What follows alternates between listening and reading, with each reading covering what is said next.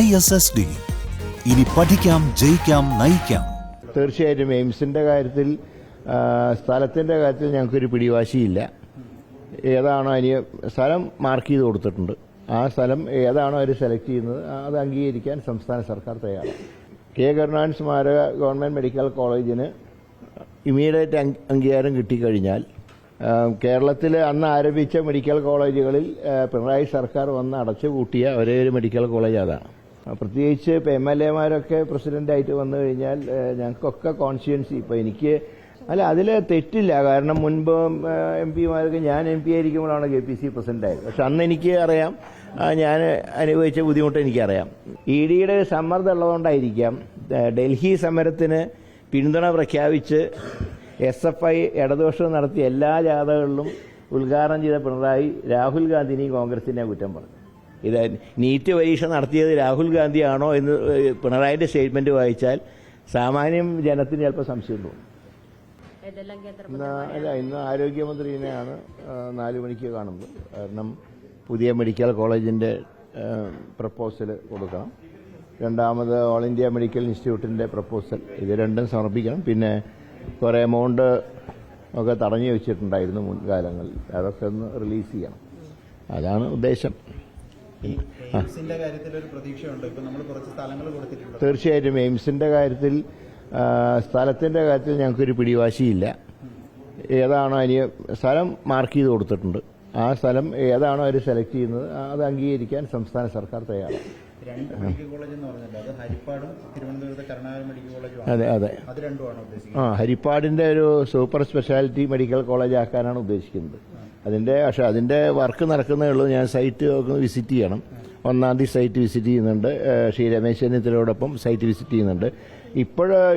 ഒരു നിലവിൽ കെ കരുണാകരൻ സ്മാരക ഗവൺമെൻറ് മെഡിക്കൽ കോളേജിന് ഇമ്മീഡിയറ്റ് അംഗീകാരം കിട്ടിക്കഴിഞ്ഞാൽ ഈ വർഷം അഡ്മിഷൻ നടത്താൻ കഴിയുമെന്ന് ശ്രമിച്ചുകൊണ്ടിരിക്കുന്നത്. പക്ഷേ നീറ്റിൻ്റെ റിസൾട്ടൊക്കെ വന്നു കഴിഞ്ഞു. എങ്കിലും ഒരു കേന്ദ്രത്തിൻ്റെ ഒരു ഓർഡർ ഉണ്ടെങ്കിൽ ഈ വർഷത്തെ അഡ്മിഷൻ നടത്താം. ഏതായാലും എല്ലാ സജ്ജീകരണങ്ങളും റെഡിയായിട്ടുണ്ട്. കേരളത്തിൽ അന്ന് ആരംഭിച്ച മെഡിക്കൽ കോളേജുകളിൽ പിണറായി സർക്കാർ വന്ന് അടച്ചുപൂട്ടിയ ഒരേ ഒരു മെഡിക്കൽ കോളേജ് അതാണ്. തീർച്ചയായും ഇന്നത്തെ പ്രധാന ചർച്ച അതിൻ്റെ കാര്യം തന്നെയാണ്. ESI മെഡിക്കൽ കോളേജിൻ്റെ മെയിനായിട്ട് ഞങ്ങളുടെ വരുന്നതല്ല.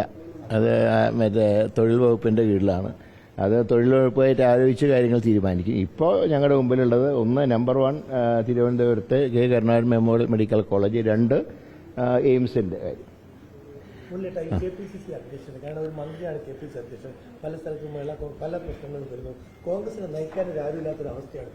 ഇല്ല, കാര്യങ്ങളൊക്കെ നടക്കുന്നുണ്ട്. എങ്കിലും ഒരു ഫുൾ ടൈം പ്രസിഡന്റ് വേണം. അതിൻ്റെ ചർച്ചയ്ക്ക് വന്നപ്പോഴാണ് കഴിഞ്ഞ തവണ മുഖ്യമന്ത്രി അതിൻ്റെ ചർച്ചയ്ക്കാണ് വന്നത്. ആ സമയത്താണ് ഇവിടുത്തെ സമരവും ബഹളമൊക്കെ കാരണം അദ്ദേഹത്തിന് ചർച്ച ചെയ്യാൻ കഴിഞ്ഞില്ല. ഏതായാലും അതിന്റെ ചർച്ച സജീവമായി നടക്കുന്നുണ്ട്. കൂടിക്കാഴ്ചകൾ ഇനി നീണ്ടുപോകുമെന്നുള്ളതാണോ? ഇല്ല, ഇനി നാട്ടിലേക്ക് വന്ന് ചർച്ച നടത്തിയതിനു ശേഷമായിരിക്കും. അല്ല, എന്താണെങ്കിലും 1 മാസത്തിനുള്ളിൽ തീരുമാനം ഉണ്ടാകുമെന്നാണ് ഞങ്ങളുടെ പ്രതീക്ഷ. ഇത് പലരും പല അഭിപ്രായങ്ങൾ പറയുന്നുണ്ട്. ഒരു അഭിപ്രായമുള്ളത് മറ്റ് ചുമതലകളൊന്നും ഇല്ലാത്ത, പാർലമെന്ററി ചുമതലകൾ ഇല്ലാത്ത ഒരാൾ അധ്യക്ഷനായാൽ കുറച്ചുകൂടെ സജീവമാകാൻ പറ്റുമെന്ന്. സാറിന്റെ അഭിപ്രായം എന്താണ്? അല്ല, ഞാനത് നേരത്തെ സൂചിപ്പിച്ചാണ്. അതൊരു ഫുൾ ടൈം പ്രസിഡന്റ് ആകുമ്പോൾ, പ്രത്യേകിച്ച് ഇപ്പോൾ MLA-മാരൊക്കെ പ്രസിഡൻ്റായിട്ട് വന്നു കഴിഞ്ഞാൽ ഞങ്ങൾക്കൊക്കെ കോൺസ്റ്റിറ്റ്യുവൻസി ഇപ്പോൾ ഞാൻ മന്ത്രിയായപ്പോൾ തലസ്ഥാനത്ത് തന്നെയാണ് എൻ്റെ നിയോജകമണ്ഡലം എന്നുള്ളതുകൊണ്ടാണ്. എന്നിട്ട് പോലും എനിക്ക് പഴയതുപോലെ ഓടിയെത്താൻ പറ്റുന്നില്ല. അപ്പോൾ പിന്നെ സ്വാഭാവികമായിട്ടും പാർട്ടിയുടെ ചുമതലയൊക്കെ വരുമ്പോൾ പ്രത്യേകിച്ച് MLA-മാർക്ക് ജോലി കുറേ കൂടുതലാണ്. MP-മാർക്കും ജോലിയുണ്ട്. അപ്പോൾ ഫുൾ ടൈം എങ്ങനെ അല്ല, അതിൽ തെറ്റില്ല. കാരണം മുൻപ് MP-മാർക്ക് ഞാൻ MP ആയിരിക്കുമ്പോഴാണ് KPC പ്രസിഡൻ്റായത്. പക്ഷെ അന്ന് എനിക്ക് അറിയാം, ഞാൻ അനുഭവിച്ച ബുദ്ധിമുട്ട് എനിക്കറിയാം. പഞ്ചാബിലും തമിഴ്നാട്ടിലും ഒക്കെ MP-മാരാണ്. അല്ല, MP-മാർ വരുന്നതിൽ കുഴപ്പമില്ല. പക്ഷെ MLA-മാരാകുമ്പോൾ കുറെ കൂടെ ഉത്തരവാദിത്വം വർദ്ധിക്കും. കാരണം പ്രോട്ടോകോളിൽ താഴോട്ട് വരുന്നതോറും ജോലി കൂടും. ഫുൾ ടൈം പ്രസിഡന്റ് ഉണ്ടാകുന്നതാണ് ഇപ്പോഴത്തെ സാഹചര്യത്തിൽ. കാരണം ഇപ്പോൾ ഭരണകക്ഷിയും കൂടിയാണ്. സ്വാഭാവികമായിട്ടും ഭരണകക്ഷിയാകുമ്പോൾ കുറേയൊക്കെ എത്ര നല്ല കാര്യങ്ങൾ ചെയ്താലും ചെറിയൊരു ആൻറ്റി ഇൻകംബൻസി വേവ് ഉണ്ടാവും. അപ്പോൾ അതിനെയൊക്കെ തരണം ചെയ്യാൻ ഒരു ഫുൾ ടൈം പ്രസിഡന്റ് ഉണ്ടാവുന്നതാണ് പാർട്ടിക്ക് നല്ലത്. അല്ല, MP-മാർക്കും അതിന് യോഗ്യതയുണ്ടല്ലോ. മുമ്പ് എം പിമാരെ പരിഗണിച്ചിട്ടുണ്ട്. ഞാൻ പറഞ്ഞു, ഞാൻ എം പി ആയിരുന്നപ്പോഴാണ് KPC പ്രസിഡന്റ് ആയത്. അതുകൊണ്ട് എം പിമാർ വരുന്നതിലും വിരോധമില്ല. പക്ഷേ ഒരു ഫുൾ ടൈം പ്രസിഡന്റാണ് നല്ലതെന്നാണ് എൻ്റെ അഭിപ്രായം. ഞാൻ നേരത്തെ പറഞ്ഞിട്ടുള്ള കാര്യമാണ്. ഇനി ഏതായാലും എം പിമാർ വന്നാലും വിരോധമൊന്നുമില്ല. അങ്ങയുടെ മനസ്സിലാരെങ്കിലും ഉണ്ടോ? എൻ്റെ മനസ്സിൽ അങ്ങനെ ആരുമില്ല. ഞാനിപ്പോൾ എന്നെ ഏൽപ്പിച്ച വകുപ്പ് നന്നായിട്ട് കൊണ്ടുപോകാന്നുള്ള കാര്യം മാത്രമേ ഉള്ളൂ. അതുകൊണ്ട് പാർട്ടി കാര്യങ്ങൾ പാർട്ടി നേതൃത്വം തീരുമാനിക്കട്ടെ.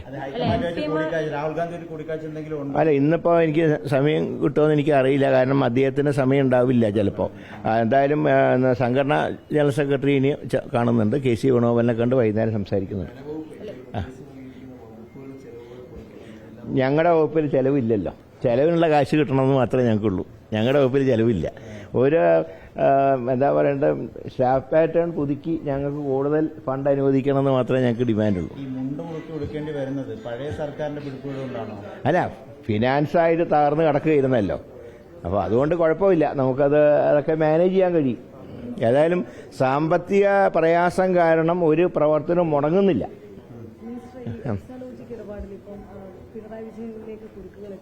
അതിങ്ങനെ ഇടയ്ക്കിടയ്ക്ക് തന്നെ പത്രത്തിൽ പ്രത്യക്ഷപ്പെടുന്നുണ്ട്, അതില്ലാതാവുന്നുണ്ട്. എന്താണ് ഇപ്പോഴത്തെ ഉദ്ദേശം എന്നറിയില്ല. ഏതായാലും ഇടയ്ക്ക് പ്രത്യക്ഷപ്പെടുന്ന ഒരു പക്ഷേ ഡീല് ഒന്ന് മുറുക്കാൻ വേണ്ടിയിട്ടായിരിക്കാം. CPM BJP ഡീലൊന്ന് മുറുക്കാൻ വേണ്ടിയിട്ട് ഇടയ്ക്കിടയ്ക്ക് ഒന്ന് പ്രത്യക്ഷപ്പെടും. പക്ഷേ ഇപ്പോൾ പിണറായി വിജയൻ പ്രതിപക്ഷത്തേക്ക് പോയപ്പോഴാണ് ഇപ്പോൾ ഒരു മുറുക്കുമായിട്ട് അവർ ഇഡിക്കാർ വരുന്നത്. എന്തായാലും ഉദ്ദേശം എന്ന് മനസ്സിലായി. അതുകൊണ്ടാണ് ശരി ഇത്തവണ ഒരു പ്രത്യേകത ഉണ്ടായത്. EDയുടെ സമ്മർദ്ദം ഉള്ളതുകൊണ്ടായിരിക്കാം. ഡൽഹി സമരത്തിന് പിന്തുണ പ്രഖ്യാപിച്ച് SFI ഇടതുപക്ഷം നടത്തിയ എല്ലാ ജാഥകളിലും ഉദ്ഘാടനം ചെയ്ത പിണറായി രാഹുൽ ഗാന്ധിനെയും കോൺഗ്രസിനെയും കുറ്റം പറഞ്ഞു. ഇത് നീറ്റ് പരീക്ഷ നടത്തിയത് രാഹുൽ ഗാന്ധിയാണോ എന്ന് പിണറായിൻ്റെ സ്റ്റേറ്റ്മെന്റ് വായിച്ചാൽ സാമാന്യം ജനത്തിന് ചിലപ്പോൾ സംശയം തോന്നും. നീറ്റിൻ്റെ പരീക്ഷയിലെ അതിനെ തുടർന്നുള്ള ആത്മഹത്യകളൊക്കെയാണ് ഈ സമരത്തിൻ്റെ ഏറ്റവും വലിയൊരു ഘടകം എന്ന് പറയുന്നത്. അതിലെല്ലാത്തിലും കുറ്റം പറയുന്നത് രാഹുൽ ഗാന്ധിനെയും കുറ്റം പറഞ്ഞു, കോൺഗ്രസിനെയും കുറ്റം പറഞ്ഞു. അപ്പോൾ എനിക്ക് തോന്നുന്നത് ഈ കേസിലുള്ള EDയുടെ സമ്മർദ്ദമായിരിക്കാം ചിലപ്പോൾ. ഇല്ല, ഡൽഹി നമുക്ക് പരിചയമുള്ള സ്ഥലമാണല്ലോ. പിന്നെ ഞാൻ പാർലമെന്റ് അംഗമായിട്ട് തുടരാൻ ആഗ്രഹിച്ച ആളാണ്. അതിങ്ങനെയൊക്കെ കേരളത്തിൽ വന്ന് പെട്ടു. ശരി, ഓക്കെ.